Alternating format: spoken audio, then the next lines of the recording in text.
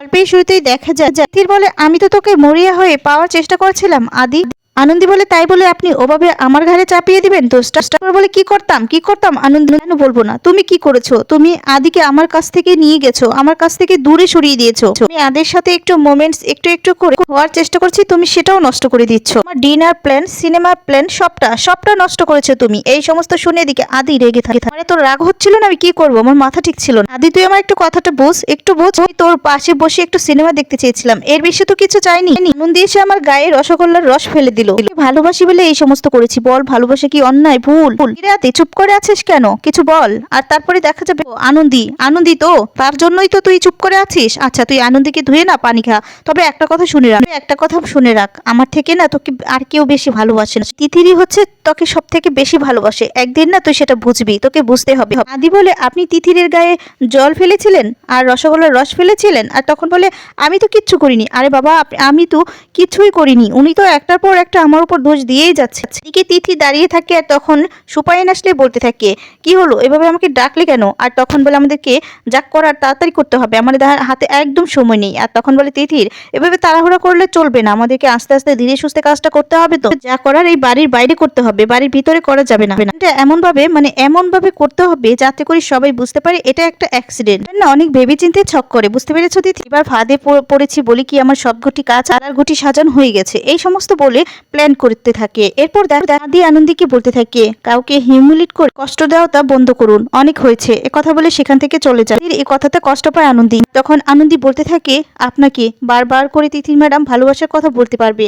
আর আপনি আপনাকে আমি বলতে পারবো না আমি আপনাকে এতটা ভালোবাসি, কিন্তু মুখ ফুটে বলতে পারবো না যে আপনাকে আমি ভালোবাসি। কেন স্যার, কেন? এই সমস্ত বলে কষ্ট পেতে থাকে আনন্দী। দিকে দেখা যাবে রাস্তা দিয়ে পিকনিকের জন্য দিয়ে বলে যাচ্ছে যারা যারা পিকনিকে জয়েন করতে যান নামটা দিয়ে যান। আর তখনই আনন্দী শুনতে পায়। আনন্দী তখন ঠাম্মির কাছে গিয়ে বলতে থাকে ঠাম্মি এবার যদি আমরা সবাই মিলে পিকনিকে যাই তাহলে কেমন হবে? কালে পিকনিক যে কতটা মজা সেটা তোমাকে বোঝাতে পারবো। ঠাম্মি বলে হ্যাঁ সে তো আনন্দ হতো, এতে তো বাড়ি বয়ে কত অভিযোগ আমাদের নামে, সবাই কি রাজি হবে? ওর আদির দাদা এসে জিজ্ঞেস করতে থাকে কি হলো, তোমাদের কি প্ল্যান হচ্ছে, নতুন প্ল্যান হচ্ছে নাকি? বাড়ির সিচুয়েশন কোনো কিছুই কিন্তু চেঞ্জ হয়নি। হ্যাঁ আনন্দী বলে বাড়ির সিচুয়েশন চেঞ্জ হয়নি বলেই তো আমরা প্ল্যান করছি, তাই না? প্ল্যানের ব্যাপারে আনন্দী বলতে থাকে। ঠিক তখনই উপর থেকে সবটা দেখতে থাকে তিথির। আর তখন তিথির বলতে থাকে এ কি আনন্দী তোমরা কি সকালে উঠে চাটা খাও না নাকি? আমি তো ঘুম থেকে উঠলেই আমার চা প্রয়োজন হয়, রুমে একটু ব্ল্যাক কফি পাঠিয়ে দাও না। তখন আনন্দী বোঝানোর চেষ্টা করে যে হ্যাঁ আমরা সবাই তো সকালে চা খাই, কিন্তু আপনার মতো তো আর এভাবে খাই না।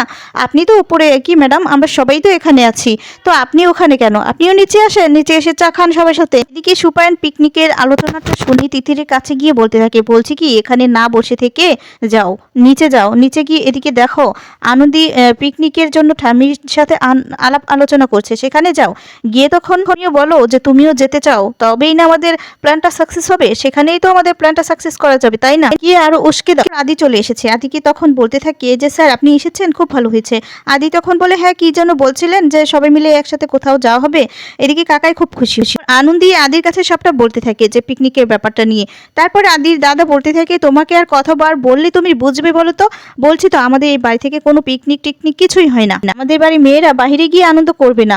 আর তখনই আনন্দী বলতে থাকে বাহিরে তো দূর, আমরা তো বাড়ির ভিতরে আনন্দ করতে পারি না। ঠিক আছে তাহলে পারাবাদ, কিন্তু বাড়ির সবাই মিলে যদি একটু আনন্দ করি বাড়ির ভিতরেই তাহলে ক্ষতি কি? আপনাদের তো কিছু হবে না। আর তখনই আনন্দী আদির বাবার কাছে গিয়ে বলতে থাকে বাবা আপনার কাছে না একটা পারমিশন লাগবে। বলে পারমিশন, কিসের পারমিশন? তখন বলছি কি পাড়ায় তো পিকনিক হচ্ছে, আমরা নয় পাড়ার সবার সাথে যাব না, আমরা যদি আমরা বাড়ির সবাই যদি একসাথে পিকনিকে যেতাম।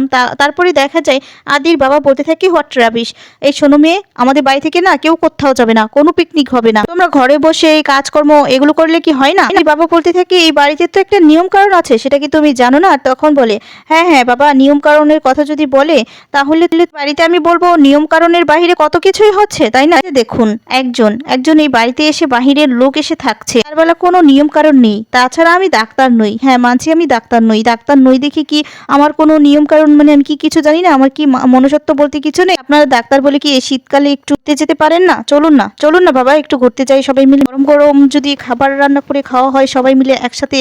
আর তখন তিথির এসে বলতে থাকে, হ্যাঁ হ্যাঁ তুমি একদম ঠিক কথা বলেছো, আমার তো খুব ভালো লাগে যদি শীতকালে একটু পিকনিকে গিয়ে গরম গরম পাকোড়া এই সমস্ত খাওয়া যায়। তার থেকে বড় কথা আমরা পিকনিকে যাব, সেখানে খাওয়া দাওয়া কত কিছু হবে, কত আনন্দ হবে। নন্দিনী তখন মনে মনে বলতে থাকে, বাবা গরম গরম পাকোড়া, হঠাৎ করে সুর পাল্টিয়ে গেল কিভাবে। পরে নন্দিনী চলে আসে। নন্দিনী কি তখন তিথির বলতে থাকে, আপনি একদম ঠিক সময় চলে এসেছেন। আচ্ছা আমরা সবাই না মিলে একটা প্ল্যান করছি যে আমরা সবাই মিলে পিকনিকে যাব, কেমন হবে। আর তখন বলে, ওয়াও ঠিক কথা বলেছো। তখন আদির বাবা যায়। আদির বাবা গিয়ে বলতে থাকে, এই তিথি শোনো, আমাদের বাড়ি থেকে না কেউ কোথাও যাবে না, কোনো পিকনিক টিকনিক কিছু হচ্ছে না। আর তখন নন্দিনী আদির বাবাকে বোঝাতে থাকে আর বলে, দেখো না তুমি না করো না প্লিজ, তুমি রাজি হয়ে যাও, এটা তো ভালোই হবে, তুমি আর আমি একসাথে একটু সময় কাটাতে পারবো।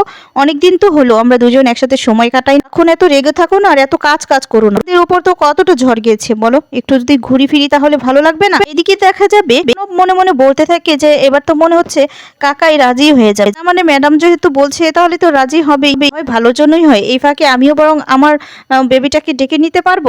নন্দিনী তিথিরকে বলছে, তিথির আমরা পিকনিকে যাওয়ার প্ল্যানটা করতেই পারি। বিজয়া তখন আদির বাবার কাছে যায়, গিয়ে তখন বলতে থাকে, শোনো না আমরা কি মেয়েরাও পিকনিকে যেতে পারি? না না তুমি যদি বারণ করো আমরা কোথাও যাব না। নন্দিনী ইশারা দিয়ে পারমিশন দিয়ে দেয়। আর তখন আদির বাবা বলে, হ্যাঁ যেতেই পারো, মা যেহেতু যাচ্ছে তাহলে একটা ভালো দেখে মোজ ডাকো, আমরা কালই যাচ্ছি। যা শুনে বাড়ির সবাই খুব খুশি হয়ে যায়। আনন্দী আদির কাছেই এসে বলতে থাকে যে আপনি চুপ করে আছেন কেন, আপনার কি পিকনিকে যাওয়ার কোনো আনন্দ নেই? আর তখন বলে, হ্যাঁ আছে, নিশ্চয়ই আছে। বলে ব্যাপারটা হচ্ছে এত তাড়াতাড়ি করে একটা ফার্ম হাউস মানে কোথায় পাবো, কোথা থেকে বুক করলে ভালো হবে? আর তখন আনন্দী বলে, আপনি এত বড় একটা ডক্টর আর আপনি আপনার মানে আদিদীপ লাহিড়ী, আর আপনি বুঝতে পারছেন না আপনি কোথায় বুক করবে? বাগানকেই বাগান বাড়ি বানিয়ে দিবেন এই সমস্ত বলে আদি তখন হাসতে থাকে আর বলে, ঠিক আছে আমি দেখছি আপনার কথাতেই ট্রাই করে করে। কি তিথির সবটা দেখে মনে মনে বলতে থাকে, কথা দেখছি খই ফুটছে, অবশ্য আজকের দিনটাই তো, কালকে কালকে একদম চিতায় উঠবে এই খইটা। কি ছুপায়ন আর তিথির আবার কি করে আনন্দীকে শেষ করবে তার জন্য আবার প্ল্যান করতে থাকে। তিথির বলে, কিন্তু একটাই সমস্যা,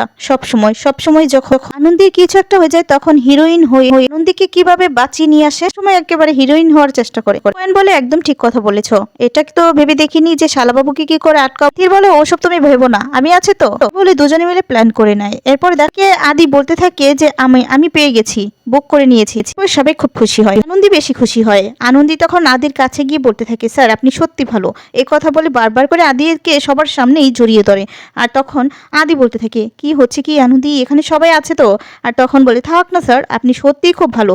এই বলে আদিকে আবারও জড়িয়ে ধরে। এটা তিথির দেখে রেগে যায়। তখন বলে, আজকেই জড়িয়ে ধরবে, আমার অসহ্য লাগছে একেবারে, কিন্তু অবশ্য কালকেই তো তুমি আর বেঁচেই থাকবে না, কিন্তু তোমাকে শেষ করেই ছাড়বো, এরপর আদি আমার হয়ে যাবে। সকাল হতেই যাওয়ার জন্য রেডি হয়ে যায়। এদিকে ঠাম্মি প্রার্থনা করতে থাকে। এদিকে যখন বিজয় প্রার্থনা করতে যায় তখনই দেখা যাবে প্রদীপটা নিভে যায়। এটা দেখে ঠাম্মি আর বিজয় খুব চিন্তায় পড়ে যায় যে এটা তো অশুভ লক্ষণ, কিছু হতে যাচ্ছে না তো, এই সমস্ত ভেবে খুব চিন্তায় পড়ে যায়। দিয়ে এসে বলতে থাকি, কি হয়েছে তোমাদের, এই মুখটা এরকম ঘুমরা হয়ে যাচ্ছে কেন? আর তখন বলে, প্রদীপটা তো এবার নিভে গেল। আর তখন বলে, তাতে কি তোমরা একদম চিন্তা করবে না, কিচ্ছু হবে না, বুঝতে পেরেছো, কিচ্ছু হবে না, চলো। এই বলে আনন্দী তাদেরকে সাথে করে নিয়ে চলে। এরপরে দেখা যাবে আনন্দী মনে মনে বলতে থাকে যে আমারও একটু টেনশন হচ্ছে, নন্দিনী ম্যাডাম যাচ্ছে, তিথির যাচ্ছে, দুজন মিলে নিশ্চিত একটা প্ল্যান তো করবেই, কিন্তু এটা বুঝতে দিলে তো আর চলবে না। কিন্তু কি প্ল্যান করতে যাচ্ছে ওরা? আমাদের ডাল হয়ে থেকো মা, আমাদেরকে রক্ষা করো। সবাই রেডি হয়ে যায়, সবাই চলে আসে নিচে। আর যখন তিথিরও রেডি হয়ে আসে, তিথির আদির সামনে গিয়ে বলতে থাকে, তিথির আমার যেন কেমন লাগছে, মাথাটা ঘুরোচ্ছে। এটা বলতেই অজ্ঞান হওয়ার অভিনয় করতে থাকে, অজ্ঞান হয়ে যায়। আর তখন এইদিকে তিথিরকে আদির বাবা জল ছিটাতে থাকে, কিন্তু কিছুতেই ফিরে আসছে না। তখন আনন্দী খুব ভালো করে বুঝতে পারছে যে এটা ইচ্ছে করে করছে। তারপর আনন্দী বলতে থাকে, এটা রোগ আমি জানি ভালো করে, আমি সারাতে পারবো। এই বলে শুকনো মরিচ জ্বালিয়ে নিয়ে এসে দিয়ে দেয় তিথির সামনে। আর তিথির তো লাফ দিয়ে ওঠে আর বরফও দিয়ে দেয় মাথায়। এটা দেখার পর সবাই অবাক হয়ে যায়। আর তারপরে বলতে থাকে, দেখলেন তো স্যার, ওনার ওষুধ হচ্ছে আমার কাছে, কিভাবে এখন সুস্থ হয়ে গেল? এরপর কথা বলতে তিথির আবার অভিনয় করতে থাকে, না আমি সুস্থ হইনি, আমার কেমন যেন লাগছে। আচ্ছা আদি থাকুক না আমার সাথে, তোমরা সবাই যাও, আদি থাকুক। আর তখন সুপায়ন বলে, হ্যাঁ আমিও আছি, আমরা এবং পরে চলে যাব। আর তখন আনন্দী বুঝতে পারে কোনো কিছু একটা প্ল্যান চলছে, যে না কিছুতেই রেখে যাওয়া যাবে না, ওরা দুজন মানে ইচ্ছে করেই এটা করছে। তারপরে দেখা যাবে আনন্দী বলতে থাকে, তার সাথে যদি একটা নার্স থাকে তাহলে তো খুব ভালো হয়, তাই না? তা বরং আমিও থেকে যাই। তিথি তখন বলি, মেয়েটা যে কি করছে না, এই মেয়েটা তো আরো কি করবে জানে কি, না তার থেকে বরং এখন চলেই যায়। এই বলে তিথি বলে, আচ্ছা ঠিক আছে তাহলে আমিও যাবো। নন্দিনী বলে, এই তিথিটা যখন তখন যে কি অভিনয় করে না, আমার মোমেন্টও নষ্ট।